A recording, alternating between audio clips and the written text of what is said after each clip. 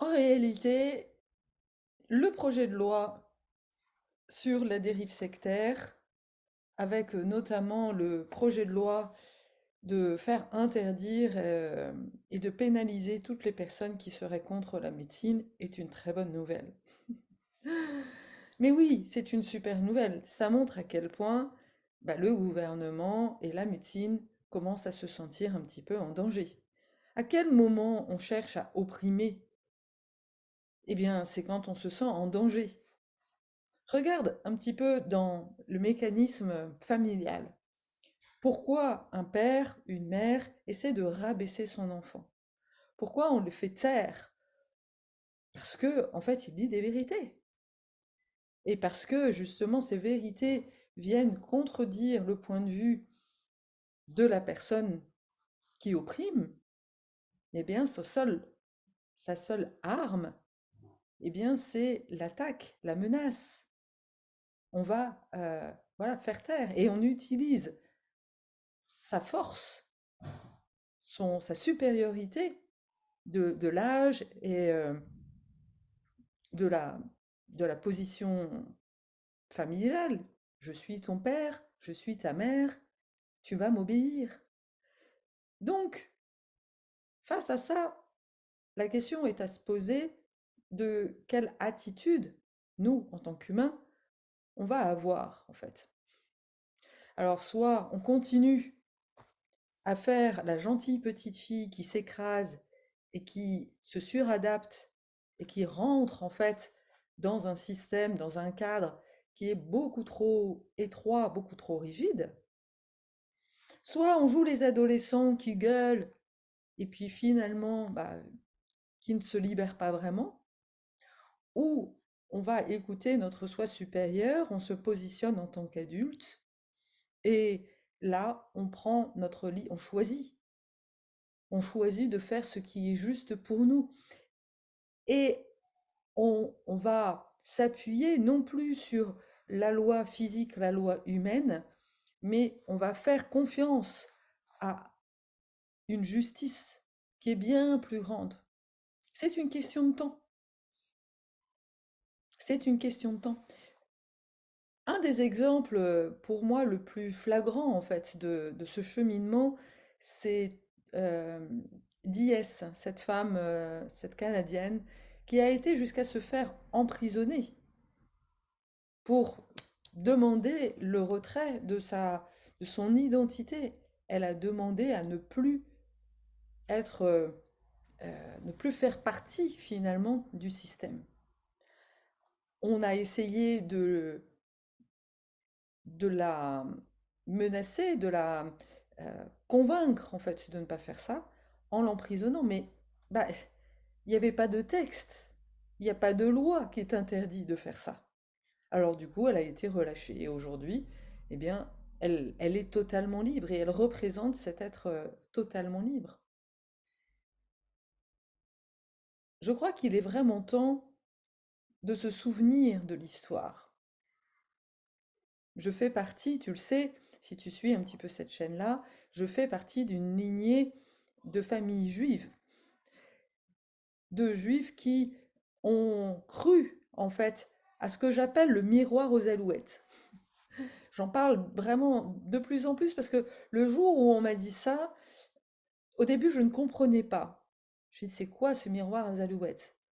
Ben oui, le miroir aux alouettes, c'est toutes les fois où on te montre, on te fait croire. Et là, par exemple, dans ce projet de loi, on nous fait croire qu'on nous protège, que l'on veut te protéger de ces méchants médecins qui font n'importe quoi et de ces méchantes sectes qui font n'importe quoi.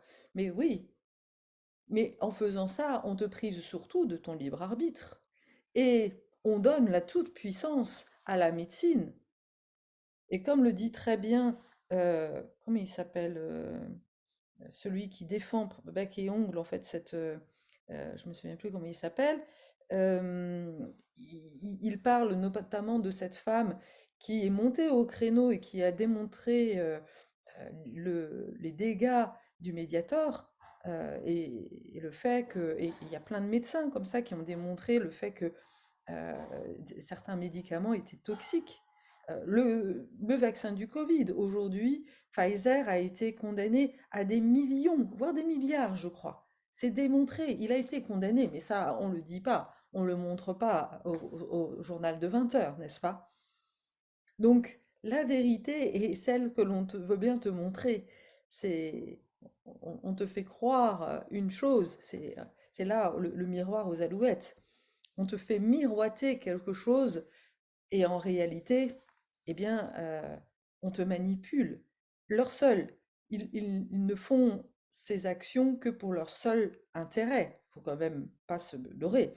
Pour pouvoir gaver les, les laboratoires pharmaceutiques qui eux-mêmes financent les campagnes présidentielles ou voilà, je ne sais pas ce qu'ils font entre eux, voilà. Mais en tous les cas, ils veulent garder le pouvoir.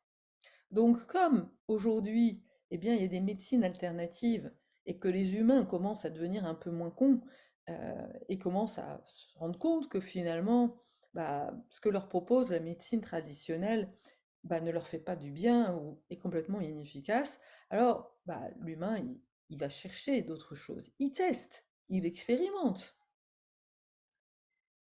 Et c'est très bien. Et là-dedans, bien sûr, qu'il y a à boire et à manger, mais comme il y a à boire et à manger chez les médecins. Il y a des médecins ou des psychiatres qui vont commencer, et je le sais parce que je reçois beaucoup de personnes qui sont déprimées et qui sont allées déjà chez des psychiatres et qui ne font que prescrire des anti-anxiolytiques, mais qui ne cherchent pas à résoudre en fait le problème.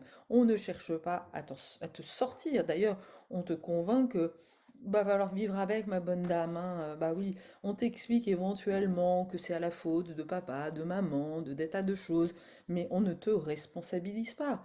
Parce que de te responsabiliser, de t'autonomiser, eh bien, ça n'arrange absolument pas l'État. Tu sors de l'esclavage. Tu vas devenir un être souverain. Et personne ne veut que tu deviennes un être souverain. À part, justement, eh bien, des thérapeutes comme moi qui sont vraiment là pour ça, en fait. C'est parce que c'est ma propre histoire qui me guide, en fait. Donc cette loi-là, encore une fois, le fait que il y a, il y a- il y a- il y a- il y a vraiment la volonté, eh bien, on veut faire taire des Raoult, on veut faire taire des Thierry Casanovas. Euh, je suis pas forcément pour ou contre ces gens-là, c'est pas ça le problème. Pour moi, là où ça devient vraiment un problème, c'est que c'est si on fait de la France une dictature dans lequel il n'y a qu'une voix et que même les médias, les Facebook, les Twitter, qui font circuler en fait des avis contraires et expriment des doutes, juste des doutes, sans voilà, contredire. Mais voilà, si je dis que je doute de l'efficacité d'un vaccin ou d'un médicament, alors du coup, je suis condamné à 100 000 euros d'amende, enfin, ou je sais plus combien. C'est dramatique quand même. Bientôt, on va nous enfermer dans des camps, comme ça, on est sûr de continuer à nous gouverner. Donc, je crois que là, il est vraiment temps pour chacun des humains de prendre sa responsabilité et de choisir. Est-ce que tu veux continuer à rester dans ce monde de la pilule bleue ou est-ce que tu décides vraiment eh bien, d'œuvrer, de, de profiter de ta liberté? Parce que je crois vraiment qu'il est temps de profiter de cette liberté. Voilà, c'est ce que j'avais envie d'exprimer aujourd'hui. Je te dis à très bientôt.